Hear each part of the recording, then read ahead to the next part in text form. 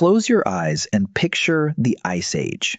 You see it, don't you? Endless white, a frozen wasteland, wind screaming across a dead world, a place where nothing grows and nothing lives, where prehistoric humans huddle in a cave, shivering, waiting for the cold to take them. That picture is a lie. For a few short weeks, every single year, that frozen world woke up. The ice cracked, the rivers roared, the ground turned green almost overnight, and for ancient humans, this brief window was the most important time of the entire year. Everything depended on it. If you got the summer wrong, you did not live to see the next one. But here's the part that will mess with your head. The Ice Age summer was not a time to relax. It was the most dangerous, most exhausting, most frantic season your ancestors ever lived through. Winter was survival. Summer was war. And there was one thing they did during those summer weeks. One strange, desperate ritual. Scientists now say it's the entire reason your species is still here. Most people have never even heard of it. I'll show you exactly what it was. But first, you need to see what this world actually looked like, because it's nothing like the movies told you. Forget the empty snowfield. 20,000 years ago, at the coldest point of the last glacial maximum, most of the land your ancestors walked was not ice at all. It was grass. Scientists call it the Mammoth Steppe,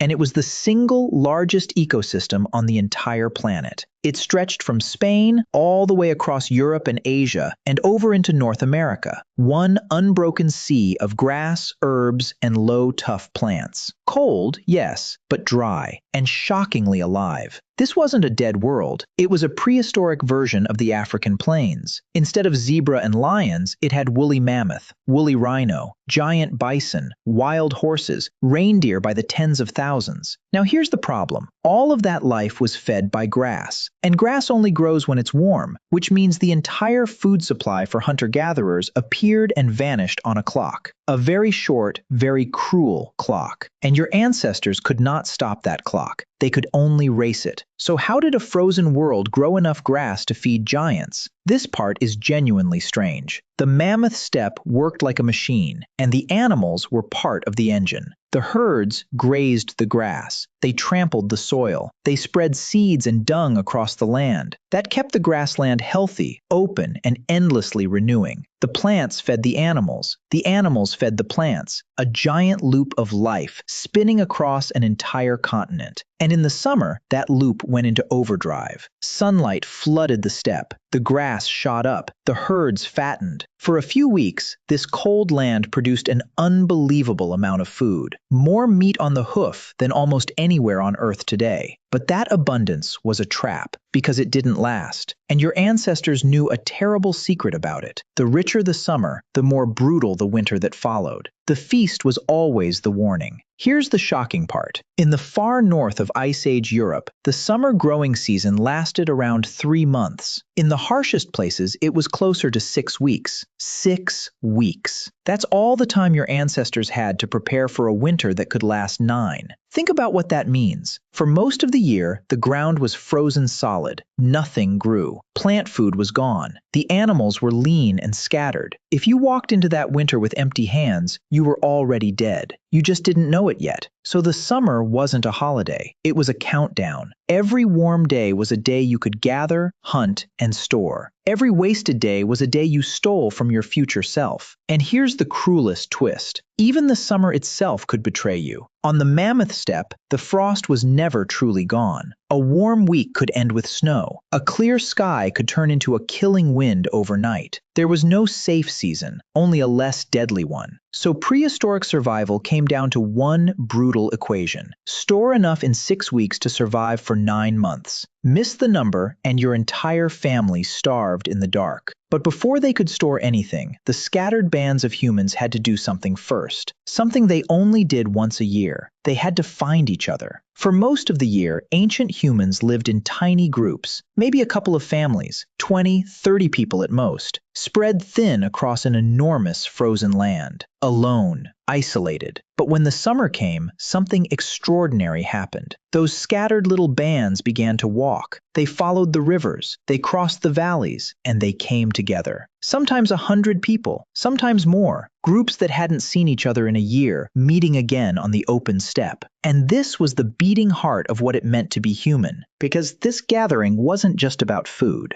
This is where marriages happened, where children met cousins for the first time, where old friends traded news and stories and grief for the ones who didn't make it through the winter. This is where knowledge was passed on, where a young hunter learned the trick that would one day save his own child. Stop and feel that for a second. Everything you are, your ability to love, to cooperate, to belong to something bigger than yourself, it was forged in these summer gatherings, tens of thousands of years ago. If that gives you chills, do me one small favor. Hit that subscribe button right now. This channel exists to bring your deep human story back to life, and I want you here for the rest of it. Because getting to these gatherings was a journey, and the way they traveled will surprise you. How do you cross an entire frozen continent on foot? The answer is, you don't just walk, you follow the water. Rivers were the highways of the Ice Age. They cut clear paths through the land. They told you where you were. They led you to the crossings where the herds would come. And where there was open water, your ancestors could travel far faster than on foot. Along the coasts and the big rivers, prehistoric humans were moving by water long before written history. They knew the land the way you know your own street. Every ridge, every valley, every good spring had a name and a story. This was a mapped world, a known world. Not a random wandering, but a seasonal rhythm, walked and paddled year after year after year. Grandparents taught grandchildren the route. The route outlived them all. Some of these summer meeting places were used for generations, centuries even. The same families, the same rivers, the same short, precious weeks of sun. And when all these travelers finally arrived at the summer gathering, they came together for one enormous, coordinated event, the hunt of the year. When 100 hungry people gather in one place, you have a serious problem. You need a lot of food, fast. And the summer steppe offered one incredible opportunity to get it: migration. Every year, vast herds of reindeer and wild horses moved across the land in huge, predictable rivers of animals. And your ancestors knew exactly where they would cross: the narrow valleys, the river fords, the choke points. This is where prehistoric humans became something terrifyingly effective. They didn't hunt one animal at a time. Not here, not now. They planned, they waited, they worked together in large groups. At sites across Ice Age Europe, archaeologists have found the remains of these mass hunts, the bones of dozens, sometimes hundreds of animals, taken in a single season. This was large-scale hunting, done with stone-tipped spears and pure human cooperation. But don't picture this as easy. Hunting a 2-ton woolly mammoth with a wooden spear was one of the most dangerous things a human could do, and plenty of them didn't come home. Let's be honest about the price of this food. The animals of the Ice Age were enormous. A woolly rhino could gore you. A mammoth could crush you in a heartbeat. Even a panicked horse or reindeer could break bones and end a life. To bring one down, hunters had to get close, dangerously close. Look at the skeletons of ancient humans from this era, and you find something telling. Healed fractures, broken bones that mended, injuries all over the body. Some scientists have compared the injury patterns to modern rodeo riders, people who wrestle with huge, powerful animals up close. That was the deal. To eat, you had to risk everything. But here's what's beautiful. Those bones also show something else. They healed, which means when a hunter was hurt, the group didn't leave them. They fed them. They cared for them. They kept them alive. So the hunt succeeds. The danger passes. And now you're standing over a mountain of meat. And in a few summer days, all of it will rot. So how did they beat the rot? That's the secret ritual. And here it comes. Here is the secret that kept your species alive. It wasn't the hunting. It was what came after. The moment the animals were down, the real work began. And it had nothing to do with meat. It was about fat. This sounds strange to modern ears, so listen closely. If you try to survive on lean meat alone, on pure muscle with no fat, you will die. It's real. Doctors have a name for it. Some call it rabbit starvation. Eat nothing but lean protein, and your body can't process it. You get sick. You waste away. Even with a full belly, you starve. Your ancestors somehow knew this. So during those frantic summer days, they didn't just carve off the good cuts. They cracked open the bones and pulled out the marrow. They smashed the bones into fragments. They boiled them, dropping fire-heated stones into water until the grease rose to the surface. Then they skimmed it, cooled it, and stored it.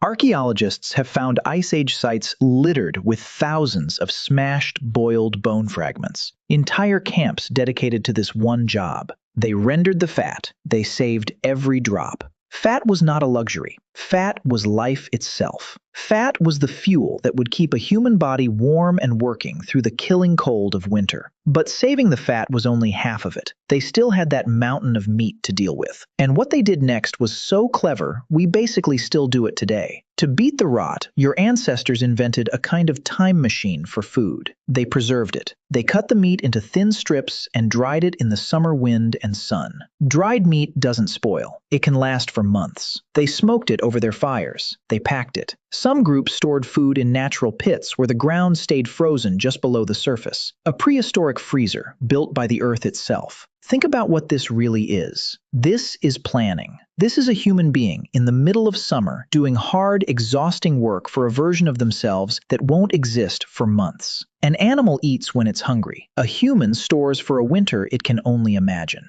That ability to sacrifice today for a future you can picture in your mind is one of the most powerful things our species ever developed. And the Ice Age summer is where it was sharpened into a weapon against death. But meat and fat weren't the only food on the summer menu. Because for a few short weeks, the frozen rivers gave up a treasure of their own. When the ice melted, the rivers filled with life, and prehistoric humans were ready. In the summer, great runs of fish moved up the rivers. Salmon and other fish, packed in tight, swimming right into human hands. Your ancestors trapped them. They speared them. They built clever barriers to funnel the fish into shallow water where they could be scooped up in huge numbers. And just like the meat, the fish were dried and stored for the winter. This was food that practically delivered itself once a year if you were in the right place at the right time. So the summer camps clustered near the best water, near the crossings, near the runs, near the places where the land handed you a feast. Nothing about this was random. Your ancestors read the seasons like a book, and they always turned to the right page. But it still wasn't enough. Meat and fish alone couldn't keep a body healthy. They needed something green, and the clock on that was even shorter. For most of the Ice Age year, plant food barely existed. The ground was locked in frost, nothing to pick, nothing to dig. But in the brief, warm weeks, the steppe bloomed, and your ancestors moved fast. They gathered berries when they ripened, in a window that lasted only days. They dug up roots and tubers. They collected seeds and leaves and anything the short summer offered. This was the work of the whole group. Children, elders, everyone. Small hands are perfect for picking berries. Old eyes know exactly which plants are safe and which ones kill. And that plant food mattered more than you'd think. It carried vitamins that meat couldn't. It kept people healthy through the long, dark ahead. A summer without gathering was a winter of sickness. So they picked and dug and stored right up until the cold slammed the door shut again. Hunting, fishing, gathering, storing. It sounds like chaos, but it wasn't. Because an Ice Age summer camp ran with a rhythm you can still feel today. So what did one single summer day actually feel like? Put yourself there. You wake at first light, in a camp that smells of smoke and drying meat. The hunters are already gone. They left before dawn, moving toward the river crossing. You spend the morning scraping a hide, arms burning, hands raw. Beside you, children run between the shelters, carrying water, chasing each other, learning by watching. An old woman sorts plants into piles. Safe, not safe, medicine. By midday, a shout goes up. The hunters are back, and they are not empty-handed. Now the whole camp moves as one, cutting, hauling, hanging strips of meat on racks in the wind, cracking bones for marrow, feeding the fires, feeding the babies. There is no such thing as a lazy summer afternoon, not here. The sun finally sinks, late and slow, and you eat hot food around the fire with 100 other people. Someone starts a story, someone laughs, and tomorrow you do it all again. Because every single day of work equals days of survival in the dark months ahead. But food was only one enemy, because even with a full store, the winter had another way to kill you.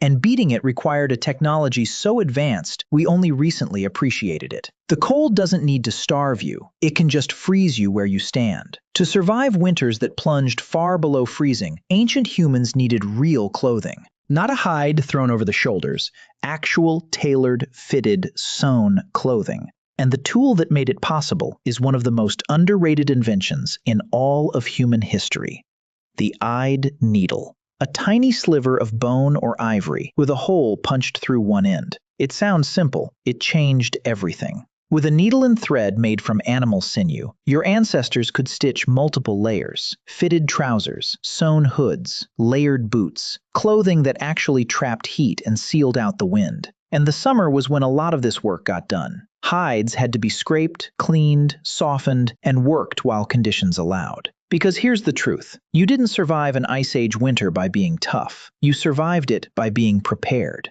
By a needle, by a store of dried meat, by a jar of rendered fat. And they didn't just prepare their clothes for winter. They prepared their homes. And some of those homes were made of something you won't believe. Not every group lived in a cave. Out on the open Mammoth Steppe, there were no caves to hide in. So your ancestors built, and in some places, they built with the only heavy material the land gave them in abundance: mammoth bones. Archaeologists have found the remains of huts made from the giant bones and tusks of woolly mammoth. Dozens of animals' worth of bones, stacked and arranged into round, sturdy shelters. Covered in hides, warmed by fires, these were real homes. Some of them show signs of being used again and again, season after season. The summer was the time to build and repair and get ready. To gather the wood, the bones, the hides. To fix what the last winter had broken. Because when the cold returned, you did not want to be caught outside, fixing your roof in a blizzard. You wanted to already be safe, warm, and stocked. But your ancestors weren't only working during these summer weeks. They were also doing something that seems almost impossible for people fighting to survive. They were making art.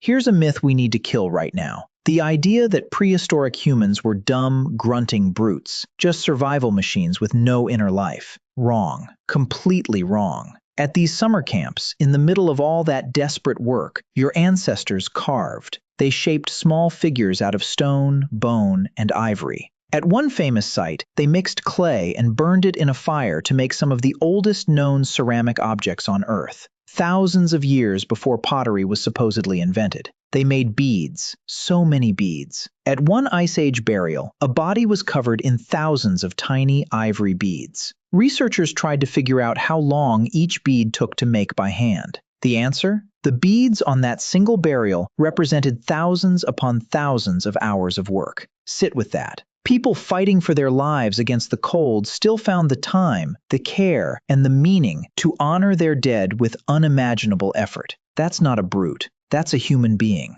exactly like you. Someone who loved, someone who grieved, someone who wanted the people they lost to be remembered. And there's a hidden clue buried in all of this. A clue about just how connected these Ice Age people really were. It comes from tiny objects found in the strangest places. Archaeologists keep finding things where they don't belong. Seashells, hundreds of kilometers from any sea. Amber, carried far from the coast where it washes up. Special kinds of stone, found a shocking distance from the only place they naturally occur. How did they get there? Trade. The summer gatherings weren't just for food and marriage. They were markets, networks, a web of connections stretching across the entire frozen continent. An object could pass from hand to hand, group to group, traveling further than any single person ever walked in their whole life. This means the Ice Age world was not a scatter of lonely, isolated cavemen. It was a connected world, a world of relationships, of exchange, of trust between strangers. And every summer, those connections were renewed, refreshed, kept alive.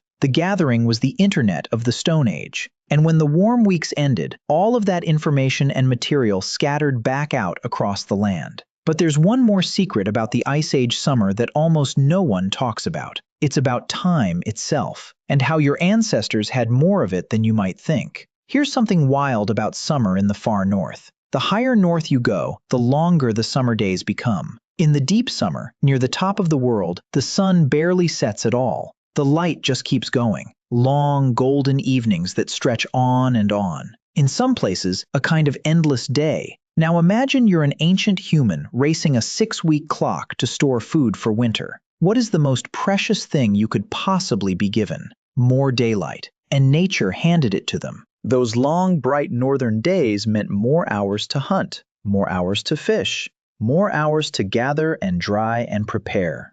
The summer wasn't just warmer. In many places, it was longer by the hour, every single day. Your ancestors used every scrap of that light, because they knew what was coming. They knew the sun would abandon them soon, and the long dark would return. But all of that endless daylight meant nothing without one fragile thing. One thing that could never, ever be allowed to die: the fire. Here's a problem you've probably never thought about. Large parts of the Mammoth Steppe had almost no trees. So what do you burn in a world without wood? The answer is genius: bone.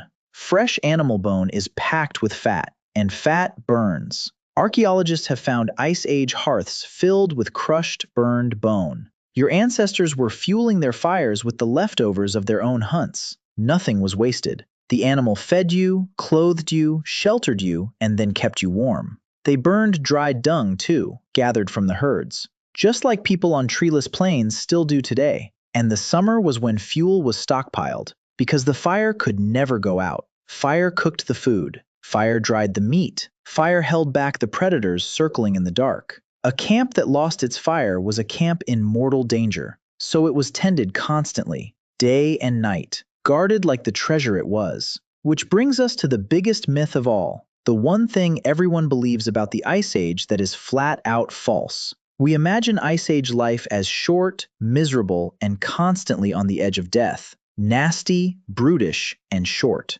But the evidence tells a different story. When your ancestors got past the dangers of childhood, many of them lived into their 40s, 50s, and beyond. They had grandparents, they had elders, and those elders mattered more than you can imagine. An old person in an Ice Age group was a living library. They remembered the last terrible winter. They knew which summer the herds came late. They knew the trick for finding water when the streams froze. In a world with no writing, the memory of one old hunter-gatherer could save an entire community. So no, life wasn't a constant blur of terror. There was laughter around the fire. There were long summer evenings. There was love and rivalry and boredom and joy. These were full human lives. They just happened to be lived on the edge of a frozen world. But all of this raises one final, haunting question. If they were so capable, so connected, so smart, why did that world end? And what did it cost us? Around 12,000 years ago, the Great Cold began to loosen its grip.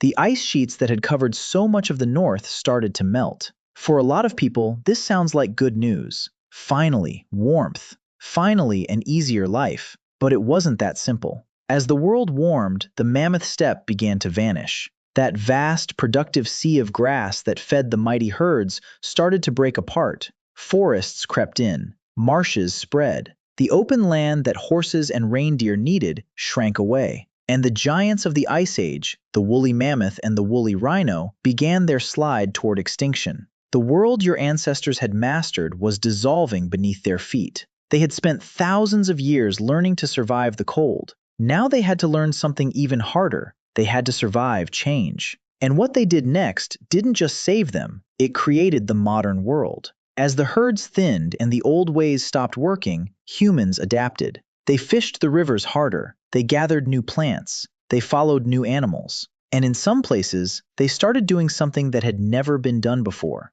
They stopped chasing food across the land. They started making it stay in one place. The very same instinct that drove the Ice Age summer, the instinct to store, to plan, to prepare for the future, was about to explode into something enormous. Storing seeds, then planting them, then tending them, the first farming. The move that would eventually give us villages, cities, writing, and everything you call civilization. And it grew directly out of a mindset forged on the frozen steppe, the mindset of the summer store, of doing hard work now for a harvest that only comes later. Your ancestors didn't just survive the Ice Age, they carried its most important lessons straight into the world we live in today. So let's go back to where we started, to that one ritual, and what it really means for you. Remember the picture in your head at the very start? The frozen wasteland, the hopeless cave, the shivering brute waiting to die. Now you know the truth. You know about the green mammoth steppe and the thundering herds. You know about the 6-week countdown and the frantic summer race. You know about the great gatherings where marriages and trade and stories were born. You know about the mass hunts and the secret of the fat and the dried meat stored against the dark. You know about the summer fish runs, the berries, the needle, the bone-fed fires, and the V. You know about the beads and the shells that traveled from a distant sea. And you know about that one strange ritual I promised you, the saving of the fat, the obsessive storing of life itself for a winter that hadn't arrived yet. That single act of looking into the future and preparing for it, that is the thread running through everything. It's why they survived. And in a very real way, it's why you're here to watch this at all. So the next time you feel the first cold wind of the year, I want you to remember something. Somewhere deep in your bones, you carry them. The people of the Ice Age summer. The ones who worked through the long, bright nights. The ones who cracked the bones for the last of the fat. The ones who sat in a circle of firelight, 100 strong, and laughed with cousins they only saw once a year. They weren't primitive. They weren't hopeless. They weren't waiting to die. They were living, planning, loving, and building. In one of the harshest worlds our species has ever faced. And they won. Every single one of your ancestors, all the way back, made it through those summers and those winters. Not one of them failed before passing life on to the next. Every summer, they raced the clock. Every winter, they held on. Season after season, generation after generation, for thousands upon thousands of years. That's the chain you're standing at the end of. An unbroken line of survivors, stretching all the way back into the ice. Their summers built your world. The least you can do is remember them. But if you think the Ice Age summer was extreme, wait until you see what these same humans did during the Ice Age night. Because when the sun finally went down, something even stranger began. I've got that story ready for you right now, right on your screen. Go watch it, and I'll see you there.